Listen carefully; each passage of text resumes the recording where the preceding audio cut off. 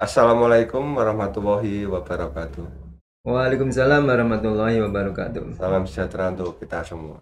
Hari ini kita kedatangan dari Rumah Sakit Islam Sunan Kudus. Sunan Kudus ya, dengan Dr. Edi Sugianto SPPD, spesialis penyakit dalam.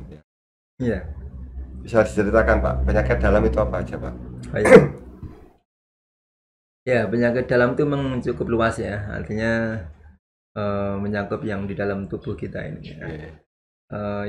Yang besar-besar ya, yang besar-besar itu jantung ya, paru-paru ya, kemudian pencernaan atau usus itu ya. Oh, iya. Kemudian liver juga. Liver itu termasuk juga ya. Ginjal yang nanti akan kita bicarakan ya, ginjal itu. Kemudian apa namanya saluran kencing yang lain, saluran kencing itu kencing ya. Ginjal dan saluran kencing kan satu, ginjal dan saluran kencing itu jadi satu ya. Satu kesatuan ya. Kemudian apa namanya darah penyakit darah itu, ada penyakit darah itu, penyakit darah ya, mengenai darah yang misalnya darahnya sering kurang, harus transfusi dan sebagainya ya. Terkontaminasi dengan alkohol ya, termasuk itu ya. Kurang darah dan sebagainya. Ya itu, dan masih banyak lagi itu. Baik, kita akan bicarakan dengan ginjal Pak ya, penyakit ginjal. Gangguan ginjal sekarang itu banyak terjangkit ke anak-anak remaja nih. Ya. Itu tetangga saya di sana ya Pak. Nah, itu. Jadi faktor apa itu Pak yang bikin resiko itu? Resikonya ya. Jadi risiko penyakit ginjal itu ada apa namanya, ada berapa ya, banyak. Sebelumnya penyakit ginjal itu ada apa, gagal ginjal istilahnya. Gagal ginjal itu bagi dua, yang sifatnya mendadak atau akut ya, ada yang sifatnya jangka panjang atau kronis istilahnya. Kronis itu berarti ada jenjangnya istilahnya. Ya, kalau mendadak artinya kurang dari 3 bulan termasuk mendadak akut. Lebih dari 3 bulan itu termasuk yang kronis. Yang kronis. Jadi terjadinya lama terus baru muncul. Gitu. Itu. Kalau yang akut dalam waktu mungkin hari atau apa namanya minggu udah langsung muncul. Itu kalau di USG itu kelihatannya kayak mengkerut itu. Ya, itu ada tergantung penyebabnya. Atau belang-belang atau apa? Tergantung penyebabnya. Kalau berpenyebab batu ya kelihatan batu di situ. Kalau yang kronis tadi rata-rata mengerut, mengecil. Mengecil ya? Kalau yang kronis tadi, yang rata-rata mengecil ginjalnya. Sehingga nanti akhirnya kan apa namanya fungsinya itu terganggu, fungsi ginjalnya tadi. Faktor resiko ini, resikonya. Nah, jadi pertama, orang yang punya sakit kencing manis atau diabetes ya. Diabetes ini faktor risiko terjadinya gagal. Salah satu komplikasi kencing manis kan ginjal. Kemudian juga tekanan darah tinggi. Yang nggak terkontrol. Tadi kencing manis juga nggak terkontrol, artinya dia punya sakit gula tapi nggak pernah berubah, nggak pernah dianus sebagainya, sehingga gulanya tinggi terus. Sehingga akhirnya komunikasinya ke ginjal, bisa gagal ginjal nanti. Yang tekanan darah tinggi sama, darah tinggi yang nggak terkontrol di atas tinggi terus tensinya ya, nggak pernah diobatkan dan sebagainya, itu juga akhirnya ke ginjal. Nah, itu. Orang yang berusia di atas 60 tahun, nah ini termasuk risiko penyakit. Kenapa? Karena setelah 40 tahun ini setiap tahun ini fungsi ginjal menurun. Nah, kalau di atas 60 berarti kan penurunan sudah cukup. Berarti mulai 40 tahun ya. Nah, itu kalau saya harus mulai gitu. Harus mulai mengurangi ya. Terus orang yang obesitas ya. Gemukan. Orang yang punya riwayat batu ginjal ya, misalnya dia saya pernah punya batu ginjal, udah apa mungkin dioperasi atau apa, itu kemungkinan muncul lagi itu ada, dan menyebabkan dari gangguan ginjal itu.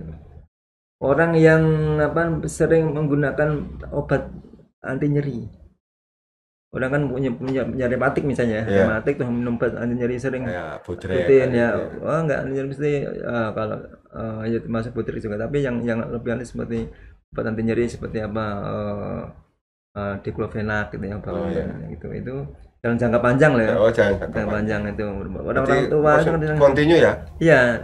Pokoknya nggak nyeri terus minum itu sampai berapa itu kayak kecanduan lah. Iya, efeknya itu di ginjalnya. Gitu ya. Nah, kalau tadi yang orang-orang muda tadi, kalau itu hubungannya dengan mungkin dari asupan makanannya, minuman tertentu yang sekarang ini yang instan itu yang betul, yang instan itu. Itu sering kita tanyakan pada dia dulu, dia sebelum sering minum, kalau lelah langsung minum ini langsung, itu extra ya seperti itu kalau sering itu bisa. Cara menjaganya kesehatan ginjal ini harus mengurangi ya Pak ya. Ya, artinya faktor-faktor tadi, kalau misalnya kita sudah punya kencing manis ya bagaimana kita gulanya bisa terkontrol dengan baik ya. Kalau penyertaan darah tinggi ya bagaimana kita kontrol, bagaimana tensinya itu bisa stabil. Pokoknya sering check up lah. Nah, betul lah. Sebulan sekali atau berapa bulan sekali? Ya tergantung tergantung ini ya, tergantung. Kalau dia sudah orangnya. Enggak, kalau yang minimal paling enggak sebulan sekali. Sebulan sekali ya. Kalau yang udah punya itu ya, udah punya kencing sama darah tinggi itu. Sebulan sekali. Tapi kalau baru risiko misalnya orang tuanya punya darah tinggi atau kencing manis ya paling enggak tahun sekali dicek. Kalau yang tadi masalah makanan ya gitu, masalah makanan, minum-minum yang kita hindari lah, makan minuman yang bisa merusak ginjal itu kita hindari gitu. Kalau kita diet Pak, ya. Diet itu akan mengganggu ginjal nggak Pak? Ya, kalau dietnya itu istilahnya tidak berlebihan. Semuanya kan kita kan ada orang yang obesitas. Ya. Dietnya diet ekstrim lah. Ya. Nah, yang ekstrim itu bisa juga mengganggu, karena kan ekstrim biasanya kan pakai obat-obatan tuh. Obat-obatan itu juga bisa malah membahayakan ya. Iya, jadi harus hati-hati. Jadi kalau kita diet itu yang aja, yang normal aja menurunkannya. Yang terlalu cepat, sesuatu yang instan itu biasanya memang efeknya baik ya. Efeknya lebih ini ya. Iya, gitu. Ekstrim juga. Iya, gitu. Itu juga kayak di tetangga saya Pak ya, itu dia sering mengkonsumsi kayak obat kecantikan loh Pak. Sampai kecantikannya. Sampai dia kena cuci darah, kena ginjalnya, akhirnya meninggal. Oh iya. Bisa memang. Itu ini Pak gimana kiat-kiatnya biar gak terjadi gitu loh Pak? Ya. Ya kalau ya intinya kita mencegah atau menghindari tadi, kalau itu obat-obatan yang kita menghindari, obat-obatan yang mencegah itu. Kalau itu misalnya masalah kegemukan ya bagaimana kita nggak sampai gemuk lah dalam berat badan kita turunkan dengan baik ya. Kalau itu masalah tadi penyakit-penyakit yang menjadi penyebab itu ya kita hindari penyakit itu ya, seperti itu. Hanya kita menghindari lah. Ya. Banyak-banyak minum air putih. Ya, termasuk itu. Ya, air putih ya. Minum air putih yang cukup ya. Itu adalah risikonya. Ini tak ada lagi. Ya, kalau yang deteksi dini ya, untuk mendeteksi dini ya berarti periksa tekanan darah secara rutin lah ya gitu ya. Cek kadar gula darah kalau memang kita ada risiko punya sakit kencing manis punya misalnya orang tua udah punya kencing manis kita cek. Dan kalau bisa tes fungsi ginjal. Tes ginjal itu biasanya kalau kita nggak ada apa-apa, biasanya kalau pegawai itu ada cek rutin ya. Nah, itu dimasukkan itu cek fungsi ginjal. Kalau itu nanti ada fungsi ginjalnya menurun atau itu segera kita konsultasi ke dokter. Ya, itu. Berarti bisa dicek dulu ya. Iya, cek dulu ya. Fungsi ginjalnya itu sampai berapa persen itu ya? Iya, kalau kan normalnya kan seperti urium namanya tes fungsi ginjal tuh itu kalau dia itu sudah menurun artinya menurun, itu batasnya kan 60%. Kecepatannya 60. Kecepatan kencingnya itu kecepatan keluar cairan 60 cc per menit. Itu kalau dia kurang dari itu, itu mulai kita harus itu harus hati-hati. Ya. Karena ginjal itu penting ya. Karena di Cina pun ginjal dijual belikan. Iya di sana. Iya betul ya. Kalau di Indonesia masih ya Indonesia juga ada artinya transplantasi ginjal ya. Iya, transplantasi ginjal. Tapi untuk itu nggak berlebihan jual beli itu. Kecuali ya kalau diam-diam ya. Kalau di Cina kan memang sudah resmi gitu. Jadi legal karena etika sana kan nggak begitu diperhatikan masalah etik ya. Etika kalau di Indonesia kan jual barangan. Kalau di sana kan orang normal pengen dapat uang ginjalnya gitu dijual. Kalau di sini yang satu kan ada 2 ginjal saya. Iya ada 2. Kalau di sini kan misalnya kita punya saudara sakit ginjal. Nah, kita sebagai saudara boleh mendonorkan, enggak dijual enggak. Iya. Kalau di Cina kan jual beli. Jual beli. Iya. Kalau kita kan donor ya. Iya. Untuk keberkahan lah. Iya, betul lah. Ya. Kalau di Cina kan yang penting duit ya. Iya. Beda dengan pemikiran yang punya agama sama yang punya agama gitu. Iya, beda masalah etik ya. Oke. Jadi untuk pengobatan yang lebih serius itu untuk mengatasi ginjal agar ginjal kita stabil lebih baik itu gimana? Ya, kalau kita memang belum kena ya, ini kan yang ibu belum kena ya. Tapi ada faktor risiko tadi, misalnya ayah kita atau ibu kita pernah sakit gagal ginjal ya. Nanti kan kita ada risiko. Berarti penular? Nggak mungkin, berarti bisa menurun dalam artian tidak mesti menurun, tapi ada kemungkinan menurun itu bisa lebih besar gitu. Oh, kayak kencing manis itu turunan ya itu. Seperti gitu. Jadi walaupun tidak mesti, tapi persentase kejadian lebih sering daripada orang tuanya tidak ada sakit ginjal. Oh gitu. Itu kita harus lebih hati-hati lagi. Pengobatannya itu. Ya, mencegahnya lebih. Kalau sudah orang tua udah kena, anak-anak wajib mencegah. Iya, jangan sampai kena ya. Gitu. Jadi apa ya? Untuk mencegahnya biar nggak sampai memburuk lagi. Iya, buruk. Kalau yang sudah kena ya misalnya tapi masih ringan. Nah, itu harus lebih lagi pencegahannya harus lebih sering lagi, artinya lebih konsentrasi lagi ya. Misalnya tadi ceknya mungkin sebulan sekali dicek.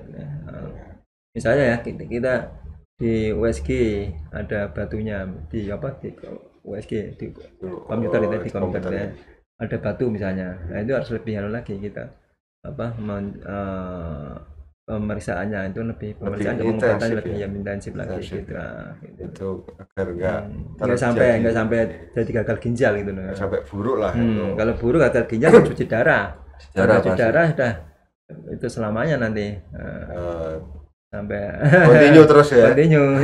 Seminggu 2 kali dan sebagainya. Bisa diprediksi lah nanti. Iya. Kalau sudah cuci darah bisa diprediksi lah. Iya. Kurang berapa hari gitu. Tapi sekarang cuci darah juga lumayan, artinya hasilnya sampai ada yang 10 tahun, ada yang 12 tahun ada. Pasien saya di RSI ada yang 12 tahun masih cuci darah. Alhamdulillah. Masih bisa yang penting dari orangnya sendiri lah yang ini. Iya, betul. Dia disiplin, mengikuti peraturannya, aturan dari dokter untuk gini dan sebagainya.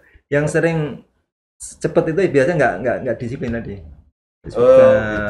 Harusnya cuci seminggu 2 kali, dia datang sekali aja. Makanya harusnya minumnya dikurangi, minumnya banyak-banyak. Kalau udah gagal ginjal nggak boleh minum banyak-banyak malah. Ya? Iya. Gitu iya, soalnya apa? Dia kan nyaring air itu. Kalau saringannya udah rusak, akhirnya kan dia yang keluar sedikit. Kalau sudah sedikit diisi banyak, akhirnya malah sesek. Yang kena jantungnya, parunya. Malah kena air malah over lah. Iya, malah over hidrasi. Untuk dia kalau yang sudah gagal ginjalnya untuk ini ya. Memompa lah sih. Iya kan saringannya sudah rusak sehingga nggak bisa nyaring dengan baik. Nah, ini kan keluarnya sedikit. Orang yang gagal ginjal kan sedikit. Nah, ini pemasukannya harus disesuaikan. Keluarnya sedikit, masuknya banyak kan malah banyak kan di sini over hidrasi, akhirnya sesak nafas. Itu malah bisa meninggal dunia. Cepat itu. Nah, itu kadang-kadang yang jadi kendala itu orang gagal ginjal dia nggak bisa mau mengurangi minumnya. Kan rasanya kan ngelak dan sebagainya. Ya, enggak. Kering lah. Ya, itu yang ada kayak orang puasa Pak. Ya betul. Gitu. Jadi kita harus merubah gaya hidup. Ya betul, boleh kayak itu. Apa istilahnya? Tidak terjadi gangguan ginjal atau mungkin penyakit-penyakit dalam yang ya, lain. Betul. Karena juga apa ya Pak ya? Sekarang itu makanan-makanan yang di luar itu kan betul banyak micinnya. Iya betul lah, ya. Yang bisa. Ya makanan, minuman rata-rata kan gitu sudah tercampur semua. Banyak bahan-bahan kimianya. Ya betul lah. Tapi kita harus selektif lah ya untuk orang tua atau mungkin kita sendiri lah. Iya. Anak-anak itu kan kadang banyak makan makanan gitu juga. Betul. Itu gimana Pak? Ya tetap kalau bisa ya sebagai orang tuanya harus bisa mengendalikan toh. Ya, itu dah. Iya. Itu wajib kita kendalikan toh. Karena ya gaya hidup dan juga kita pola makan. Gadget juga kan. Ya, dari gadget kan kita bisa lihat Kak TikTok itu slide-nya pasti makanan-makanan seneng ya. Itu yang membuat kita menggiurkan. Iya. Makan kita nggak tahu akibatnya. Iya. Ya, intinya kalau kita dasarnya orang Islam ya kan kulu wasrubu wala tusri, makan tapi jangan berlebihan gitu. Intinya kan seperti itu. Kemudian yang kedua halal dan thayyibah. Halal dan thayyib. Halal itu artinya memang betul halal ya. Thayyib itu artinya baik untuk kesehatan. Walaupun itu halal tapi kalau tidak thayyib ya, seperti misalnya kita punya kencing manis. Kan makan minum gula kan halal, tapi kan nggak tahu untuk tubuh kita bagi orang kencing manis kan gitu. Bermanis-manis. Iya, tidak boleh kalau manis. Demikian juga orang yang sakit ginjal tadi. Misalnya kita udah nggak boleh minum banyak-banyak. Minum air kan ya halal, tapi kan kalau terlalu banyak jadi tidak thayyib untuk tubuh kita, tidak baik untuk tubuh kita. Jadi intinya halal dan thayyib itu. Menurut ISK kita harus berpola gaya hidup yang lebih sehat untuk sekarang, karena sehat itu mahal Pak ya. Iya betul. Sehat itu mahal. Kalau sakit ya sudah di rumah sakit aja. Iya. Baik Pak, untuk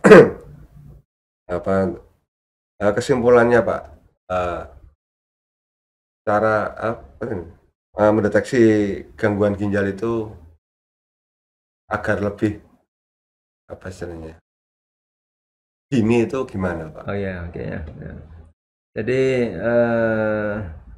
kesimpulannya atau ringkasannya untuk orang yang untuk mendeteksi deteksi dini orang yang kena gangguan ginjal ini ya. Yang pertama ya, pertama kita tadi ini deteksi ya, bukan deteksi artinya untuk mengetahui ini sudah kena apa belum gitu ya. Ya kita periksa tekanan darah secara rutin. Itu penting. Kenapa? Salah satu penyebab tadi kan kadar tinggi. Nah, itu kita tonton rutin. Yang kedua, cek kadar gula darah juga secara berkala. Itu juga kenapa salah satu penyebab dari kan tadi kan kencing manis, DM atau diabetes itu ya. Nah, itu kalau diabetes menurun ke ginjal. Ya, nanti kalau misalnya kita ketahuan segera kita atasi dengan baik sehingga nggak sampai ke ginjal gitu. Ya. Kemudian tadi tes fungsi ginjal tadi. Tes fungsi ginjal. Ini deteksi dini juga. Kalau sudah ada kenaikan ya berarti harus segera diatasi dengan baik sehingga nggak sampai ini gagal ginjal tadi. Jangan sampai gagal ginjal yang ya. Terus yang ketiga yang keempat screening urin, jadi periksa urin itu penting juga, periksa kencing. Penting. Nanti kalau misalnya di situ ada zat-zat yang harusnya negatif kok positif, nah itu kita harus juga hati-hati. Seperti protein itu dibedakan dengan warnanya atau gimana Pak? Ya, nanti diperiksa dia, berarti kan ada misalnya harusnya tidak ada protein. Kan kadang kalau kita sendiri. Warna itu juga mempengaruhi. Mana? Ya normal kan kuning jernih ya. tiba-tiba warnanya jadi seperti teh atau iya, itu gelap. Gelap itu kita juga harus cek juga. Jadi urin dari warnanya, dari isinya, itu nanti bisa menunjukkan penyakitnya akan terjadi kayak gitu. Itu penting cek urin ya. Urin tadi. Cek urin ya. Kemudian kalau yang mungkin sering pegel-pegel pinggang dan sebagainya, USG juga penting. USG ultrasonografi atau di komputer perutnya itu cek lihat ya untuk lihat di dalamnya itu untuk screening juga bagus. Tes itu deteksinya itu seperti itu. Baik, itu seluruh ISK kita cukupin sekian untuk pembicaraan hari ini. Assalamualaikum warahmatullahi wabarakatuh. Waalaikumsalam warahmatullahi wabarakatuh.